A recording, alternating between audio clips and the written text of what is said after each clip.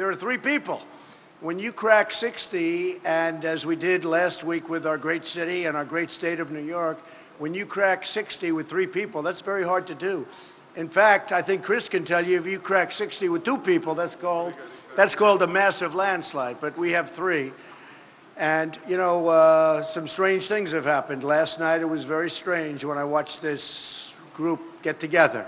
That was a strange moment. I got a call at 11 o'clock, and we talked, and I said, I think that's a good thing, because it shows weakness, it shows ineffectiveness, it shows failing campaigns. It's collusion. In business, they put you in jail for collusion. In politics, you're allowed to get away with it. But it really is, I thought it was a very weak signal. And the Republican Party needs something much different than that. Right. We'll be going to, thank you, we'll be going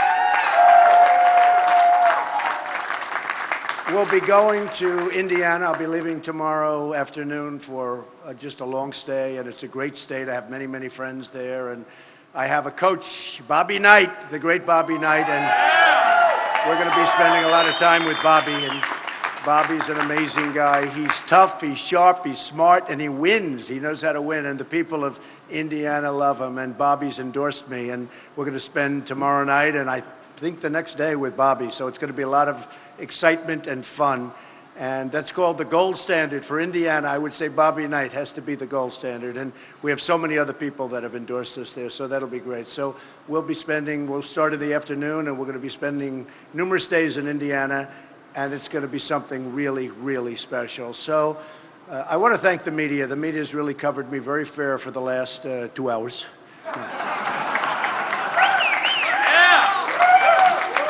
No, they've been really very fair over the last few weeks, and you know, it's been amazing what's been happening. The crowds we've had are record-setting crowds, bigger than Bernie, but Bernie's second, I have to say. In fact, I suggested today, you probably saw, that the Democrats have treated Bernie very badly, and frankly, I think he should run as an independent. Okay, and I actually do.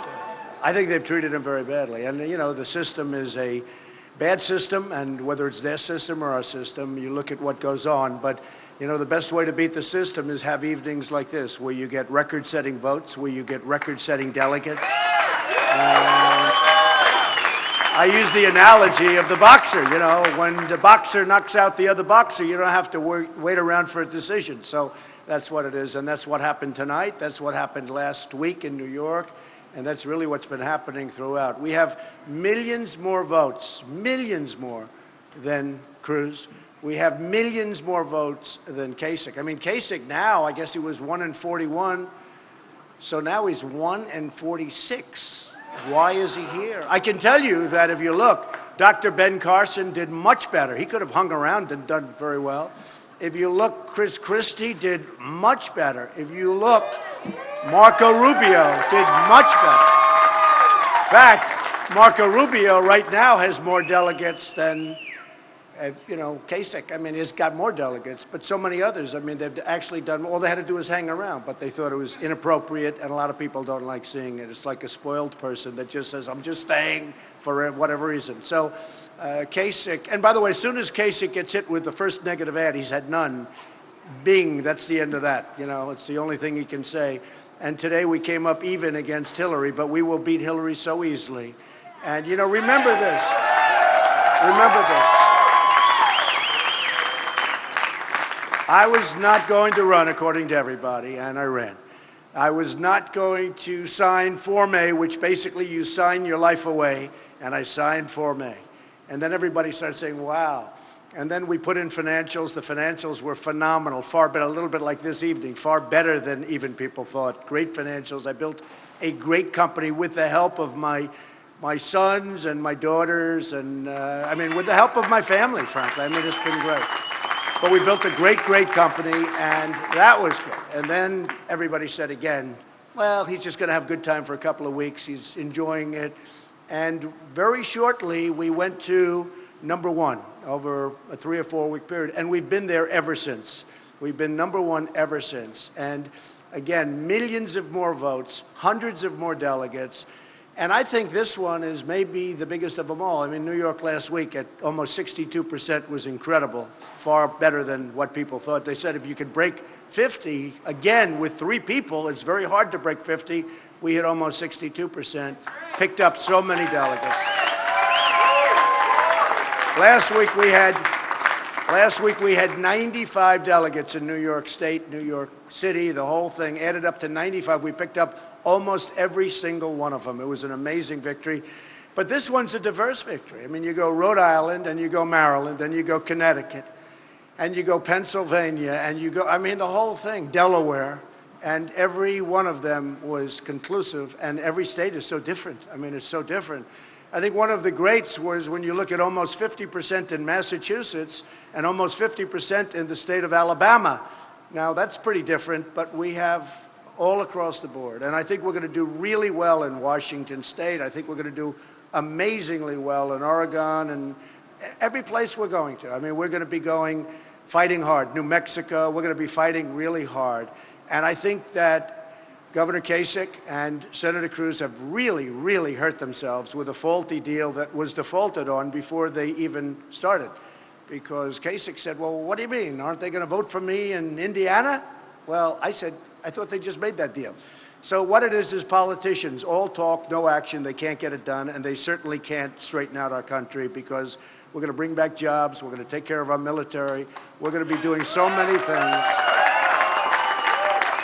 And to me, especially over the last 2 weeks, because I traveled New York State, and I went to Syracuse and Poughkeepsie and Rome, this Rome, our Rome, New York, as opposed to there's another Rome out there someplace. But we went to Rome, New York, and we went to the island, Bethpage, and just every place we went, manufacturing down 40 and 45% and even more. And then we go to Pennsylvania and we see the same thing. You look at what's happening with steel and you look at what's happening in so many other industries. And I'd get statisticians to give me numbers, and before I leave all the time, give me the numbers. And every single place I go is a disaster. Manufacturing down 40, 45, 55, 60% sometimes in a relatively short period of time. Our jobs are being sucked away from our country, and we're not going to let it happen anymore, folks. We're going to make it very, very difficult to do that. And when companies want to leave this country, our great country, and they want to lay off all of these people that in many cases helped build the country, there will be consequences for that company to pay. When they think they're going to make their product and send it in, no taxes through a very weak border, which, by the way, our border will be very, very strong, and we will build the wall. Just remember I said it, okay? But when they think they're going to send their product right through this weak border and they're going to pay no tax and have absolutely no consequence for what they did, it's not going to happen that way. And you know what's going to happen? When we do that, all of a sudden companies are going to say, I'm staying in Syracuse, and I'm staying in Pennsylvania, and I'm staying in Maryland. And I want to thank the people of Maryland. They've been so incredible. We had some rallies all over. But we had some rallies in Maryland and Pennsylvania that were absolutely unbelievable. Yesterday in Pennsylvania, we were in an arena that was like Madison Square Garden. They turned away thousands and thousands of people. Unfortunately, the press never reports that. They always show my face. They go like this. I said, does anybody ever want to show this arena that's got tens of thousands of people in it? But they don't do that. But that's okay, because I'll at least explain it to you. But we're going to have our country back. We're going to make America great again. And I just want to tell you, for the 5 states, I am so honored. This was, to me, our biggest night because it shows such diversity. So thank you very much. And we will take some questions. Yes, CBS. No, he's not on any mic. Number 22. Yeah, it's all been, well, I don't know what the final number is, but the money we raised for veterans has been mostly distributed, and we're looking for some other really worthy places to distribute the final amounts. But for the most part, it has been distributed. We raised millions of dollars. Yes, go ahead. I consider myself the presumptive nominee, absolutely. I mean, if you look, I think honestly, Senator Cruz, Governor Kasich should really get out of the race. They have no path to victory. They have no path to victory. And honestly, they should get out of the race, and we should heal the Republican Party, bring the Republican Party together. And I'm a unifier. I unify people. That's how I did it in business. I mean, I unify people. We will have people that are backing this party and backing my candidacy that you folks will not even believe. We're going to have such unity. Now, I'm not saying everybody, because some people have gone too far over the edge, but we will have people backing the party and backing the presidency, and we're going to win, and we're going to beat Hillary Clinton, and it's not even going to be hard.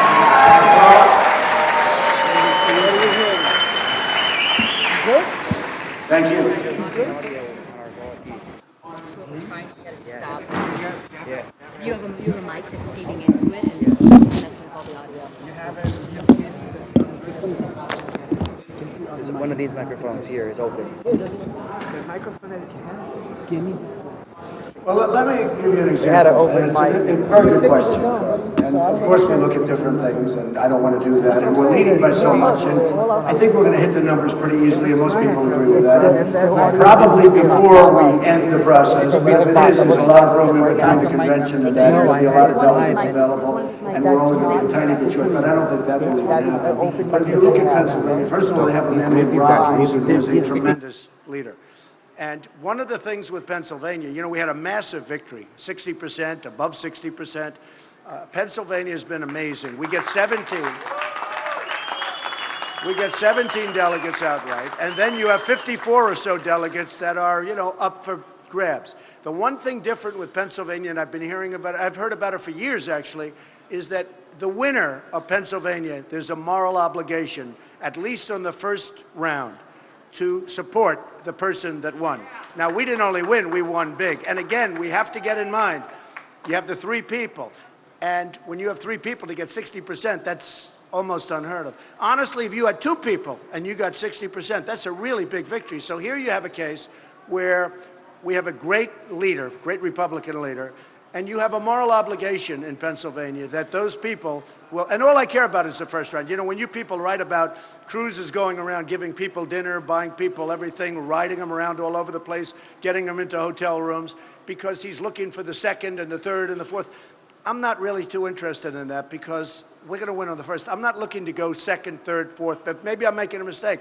I mean, the truth is, even if this did ever go there, can you imagine if Donald Trump, because in California we're up to almost 50%, I think we hit 50 today, and they're at 18 and 16. I mean, there's a massive difference. So we're going to have a big California. I think we're going to do great in Indiana. Indiana is the home of Carrier Air Conditioning, which is leaving for Mexico, that I've been talking about for the last 4 months, long before I knew Indiana would be so important. And I'm saying that won't happen if I'm president. Carrier will not be leaving Indiana if I'm president. But I've been talking about this for a long period of time. So when you think of it, and the really unfair thing that the pundits never report, when I began the process, we had 17 people, very capable people like Chris, governors, senators, Dr. Ben Carson, very smart, tough, highly accomplished people. 17, a record in the history of politics, 17 people. So I go and I start winning, and I'll win New Hampshire, and I'll get whatever it may be, 32%. And people would say, why did he get 50%? I said, you can't get 50% when you have 16 people. Then I go to South Carolina. We have a massive victory. That was Cruz's stronghold, except I won it in a landslide. And I won it because of the evangelicals who backed me. The evangelicals have been unbelievable, and they backed me. So I won there. And we had 12 or 13 or 14 people. We had many, many people, and I got a lot. And then we went to Nevada, we went to the South, Alabama, with all of the people we had, we almost got 50%. Massachusetts, with all of the people we had, we almost got 50%. The pundits, I was watching tonight, the pundits never talk about the fact that these early states, especially, even now we have 3. 3 is unfair. You know, Hillary has 1.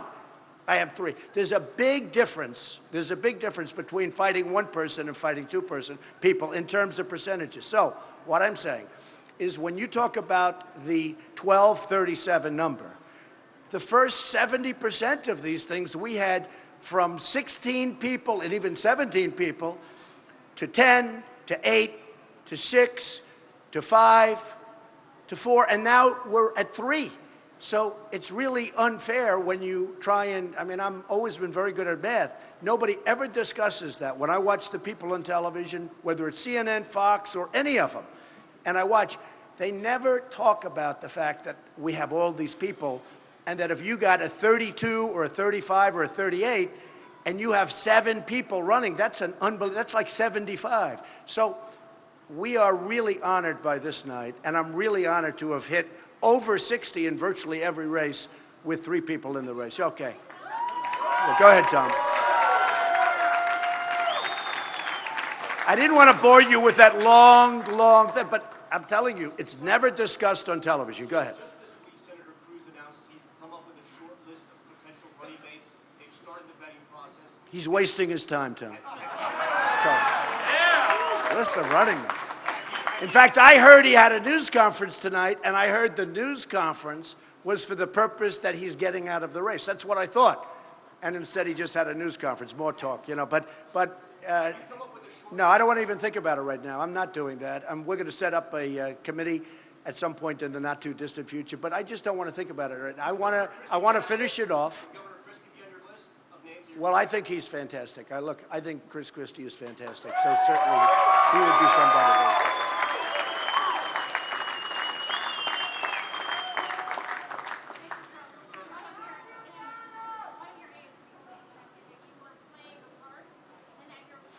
No, I am me. You know, it's interesting, Sarah. I hear that, you know, he'll be presidential, he'll be not presidential, he'll do this. It's very easy to be presidential. By the way, much easier, but I'm not playing a part. Look, I started off with 17. I'm down now, I'm winning it. It's over.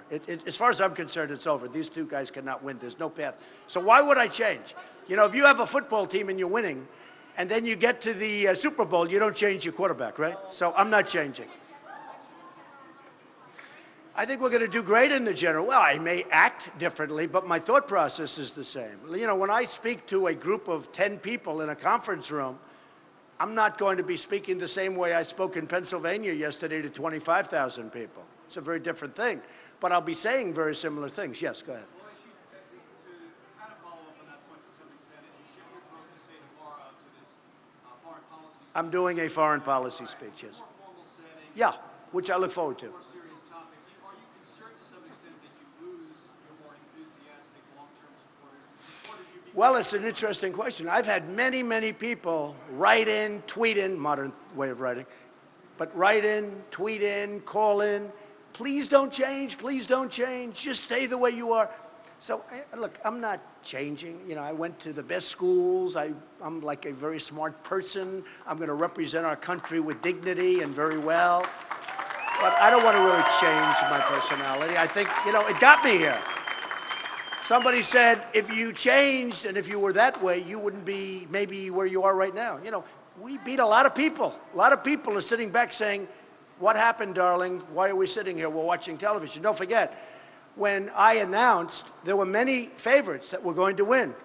One of those people raised over $100 million in a PAC and a lot of money personally. Others had other big advantages, governors of major states, et cetera, et cetera. They were all going to do great. They were all going to do great, but one after another, and here we stand with big 5 victories over 60%. David? Tonight in her speech, Hillary Clinton took a chunk out of you and basically said she's going to have a theme about love, Trump, and hate. How do you fight back against someone who calls you a hateful person? Sure. I mean, I call her Crooked Hillary. She's crooked. She'll be a horrible president. She knows nothing about job creation. Her husband signed NAFTA, which destroyed this country economically, I will tell you. You look at New York State, you look all over New England, you look at Pennsylvania, NAFTA was a disaster. Her husband signed it, and it was a disaster for this country. Hillary will be horrible, absolutely horrible on economic development. She will be terrible on jobs. She knows nothing about jobs, except for jobs for herself. And when it came to answering the phone, at 3 o'clock in the morning, she was sleeping, okay? She wasn't, with Benghazi and all of the other problems. You look at what she did with Syria. You look at what she's done in so many different ways. she will not be a good president. She doesn't have the strength. She doesn't have the stamina. I know about dealing with China. I've made billions of dollars dealing with China. China can be dealt with, and you can get along with them. But Hillary does not have the strength or the stamina to deal with China or other things. But bottom line is, one of the big problems our country has is problems with trade, where you have China, Japan, Mexico, so many countries just ripping us left and right. The politicians cannot handle that problem. Two reasons. Number one, they don't have the competence to do it. Number two, most of them are paid off through campaign contributions so that they don't touch certain things that the people want touched. When people are making less money in real wages than they were 18 years ago, and then some people say, wow, he had a big crowd. That's one of the big reasons. I mean, you have people making less money today, as you know, because you see every stat. Less money today, David, than they made 18 years ago. And in some cases, they're working two jobs. So they're getting older and they're working harder. Shouldn't be that way. You're not worried at all, though, about being labeled? No, I don't worry about it. No, I don't worry. I'm not a hateful person. I'm a person that loves people. And make America great again. I mean, that's just the theme. I mean, she's going with that because she thinks it's great. I'll do far more for women than Hillary Clinton will ever do, including, remember this, including protecting our country, because she will not be good with the military. She will not be good with protecting our country. And she's had her shot. And she also raised her hand when it came to Iraq, and she shouldn't have voted. And if you remember, just take a look at the things that Bernie Sanders was saying about Hillary Clinton. She said she's not qualified. He said she is not qualified to be president. But he said something else that was, because qualified, what's qualified? I mean, you got to go out, you got to run, and you see what happens. But he said some things about her that were so incredible, and so incredibly bad.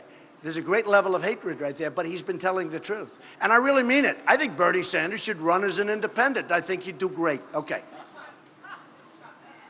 just described yourself as the presumptive nominee. Is there a level of frustration that the party isn't seeing you that way, even after a night like tonight? I think the party is seeing me that way. I'm getting calls that, as I said, you wouldn't believe. I'm getting calls from people that I really can't even know how they can do it because they've said such horrible things about me, and now they want to join the team. Chris can tell you that. Ben Carson can tell you that. Other people can tell you that. I'm getting calls. Corey can tell you. Paul can tell you. We're getting calls from people where I actually say, how could you do this? How can you do this? How can you do it? And they have no problem. But the fact is, names that you wouldn't believe, names that you interview and say, oh, Trump, Trump, Trump, and now they're calling they want to join the team. Oh, well, a lot of them will be coming out soon. They want to come out very soon, yes. Thank you very much. So your foreign policy speech tomorrow. First of all, I just want to find out what you're hoping to accomplish with the speech, and also can you give us all a little bit of a preview about the conference?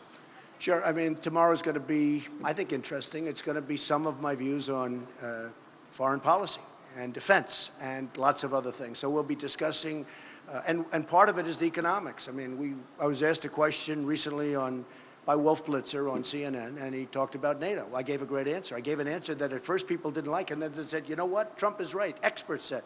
I said it's obsolete, and too many people are getting a free ride because we're funding 72, 73% of NATO. You have 28 countries, and many of these countries are just taking advantage of the United States. And you have to pay up because we don't have a country with 19 trillion in debt that can afford this anymore. You have to pay up. And part of what I'm saying is we love our countries and we love our allies, but our allies can no longer be taking advantage of this country. This isn't 40 years ago and it's not 20 years ago. This is now. And we have to rebuild our infrastructure. We have to rebuild our country. We have to get rid of ISIS, and we have to get rid of them fast. Our military is totally depleted. We have to build it up. It's going to be the cheapest thing we can do. And a lot of great things are going to happen. We're going to make America great again. And that sounds a lot like what you talked about when you're on the stuff with your rally. Should we expect a lot of that? No, you're going to really hear different things. Yeah, very. I'll never change one thing. You know what I will never change? Make America great again. I will never change. That's one thing.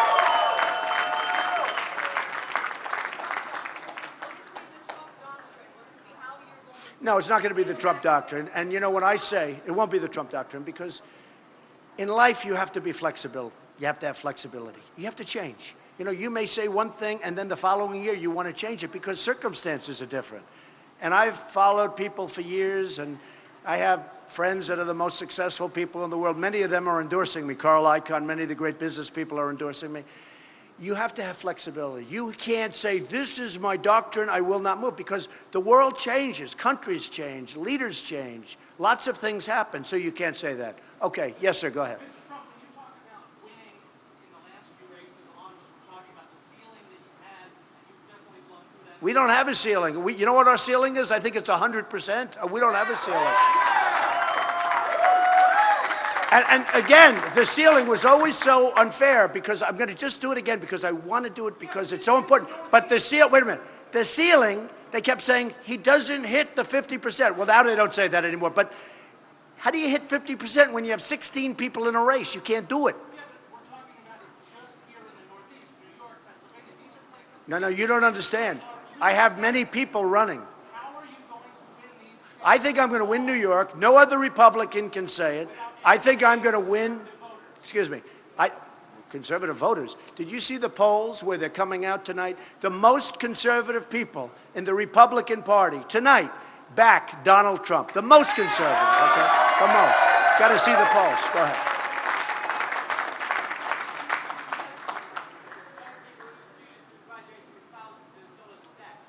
Yeah, debt is the single biggest question I'm getting, student debt. And we're going to work on that. We're going to make it much different. The biggest problem the students have, they have the problem with debt, but they go to a good college, they borrow right up to here, and they're choking on debt, and they graduate, they work hard, they get good marks, and then they can't get a job. I'm going to bring jobs back to this country like you've never seen. That's the biggest problem.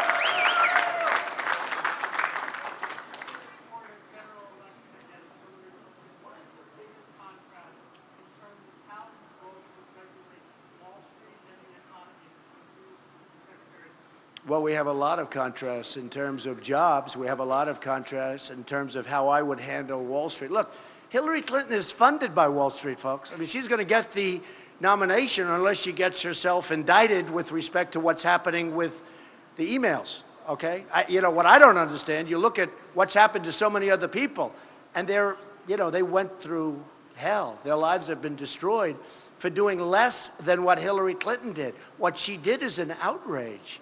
It's an absolute criminal outrage. And for her to be able to run as a Democrat, that's why maybe Bernie Sanders isn't finished.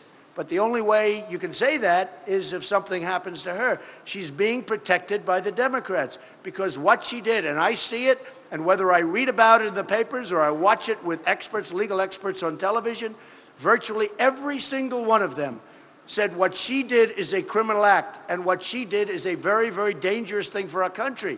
And yet here she is running for president. So I think that Hillary, honestly, she's a flawed candidate, and I think she's going to be easy to beat. I think she's going to be much easier to beat than most of the 16 people that I competed with just recently. Go ahead.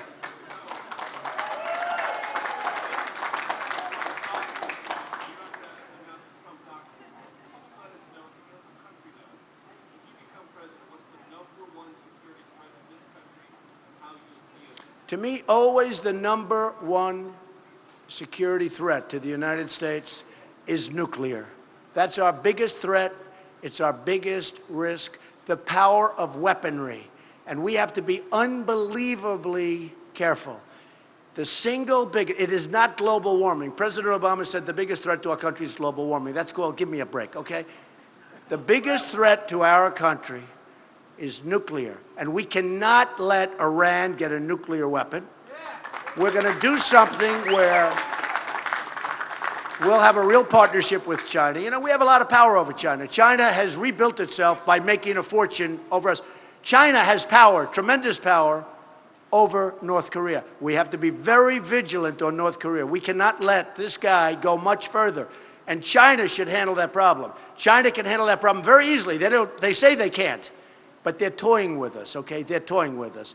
We have a lot of power. We're going to have a great relationship with China. We're going to have a great relationship with Putin and Russia. But let me tell you, China has a lot of power over North Korea, a tremendous amount of power. They just refuse to use it, and they refuse to talk about it, and they're toying with us. And right now, they don't respect us. They don't respect our president. And because of that, they're getting away with murder. And this guy is getting away with murder. What's going to happen is, and something very important to me and to a lot of other people, but very, very important to me, is nuclear weaponry. That is your single biggest threat in the world today. Go ahead, Tom. Are you worried at all that you could possibly be running for president in November and also standing trial for Trump University? No, that's a civil case, very simple. I'm going to win that case very easily. Yeah, go ahead. There's politics behind Go ahead, Sarah, go ahead. Mr. Trump, Hillary Clinton, as we're saying, does have extremely high unfavorables, but yours are even higher among Well, my unfavorables have come down a lot over the last few weeks. Well, remember this. Okay, I saw it on all of the cable stations and a lot of the networks, and I read it in a lot of papers. I've had 55,000 negative ads against me. When I ran in Florida, I had 14,000 negative ads, millions and millions of dollars, and I won in a landslide. I've had negative ads all throughout, and I've won races in a landslide. Okay, in a landslide, you know it, you report it, you all report it. I'm not, even Carl would agree to that, right? I mean, landslides. And yet I have this tremendous amount of, you almost say, do ads mean anything? I think we're going to hurt the industry pretty much because people are going to say, what does an ad mean? But I've had, now, largely the ads were false.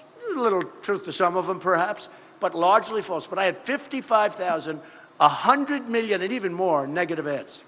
Even in New Hampshire, I mean, Jeb spent millions and millions of dollars on negative ads, and I won New Hampshire in a landslide. No. But now what's happening is most of these people that have been fighting me are gone. And when I'm one-on-one with Hillary, she will be, as I said, easier to take down, much easier to beat than the people, many of the people that I've already beaten. Okay.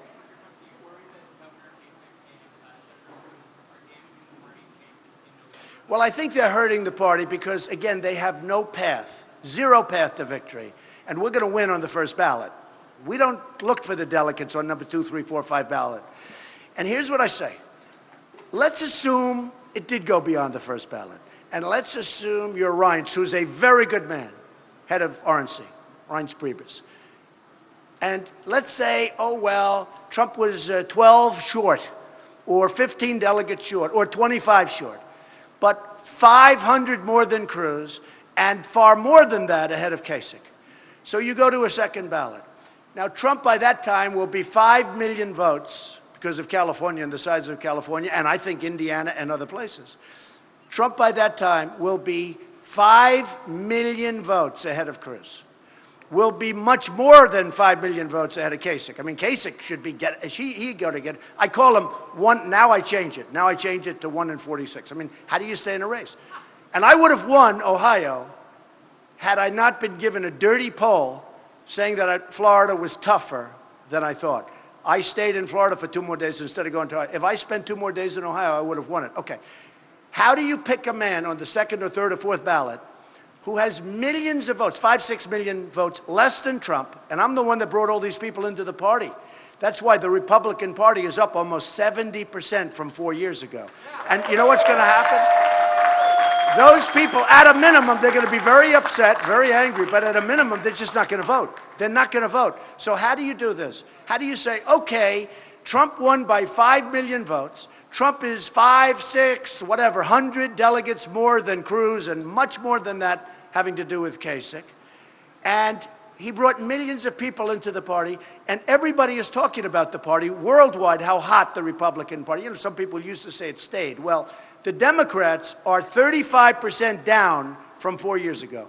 The Republicans are almost 70% up from 4 years ago. So, I mean, that's an amazing tribute. And that's not because of, believe me, that's not because of Kasich or Cruz. That's because of me. So here's the thing. How do you say to them, we're going to choose a man that lost by 5 million votes and 500 delegates. We're going to take him because Trump was 14 delegates short of winning in the first ballot. I don't think you can do that. Now, with that being said, I intend to get enough delegates, but that's it. Okay. Yes, ma'am. One more question. Go ahead.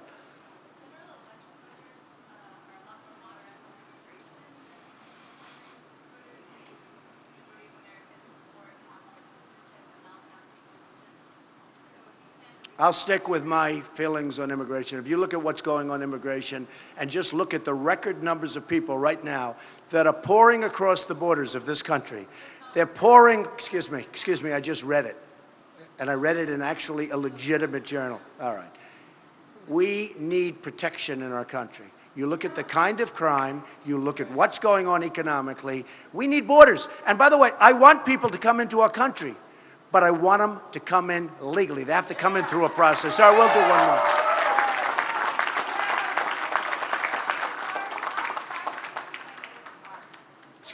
Excuse me? Well, I think the only card she has is the woman's card. She's got nothing else going. And frankly, if Hillary Clinton were a man, I don't think she'd get 5% of the vote. The only thing she's got going is the woman's card. And the beautiful thing is, women don't like her, okay? And look how well I did with women tonight. Okay. So ladies and gentlemen, thank you. Thank you very much. I appreciate it. Thank you.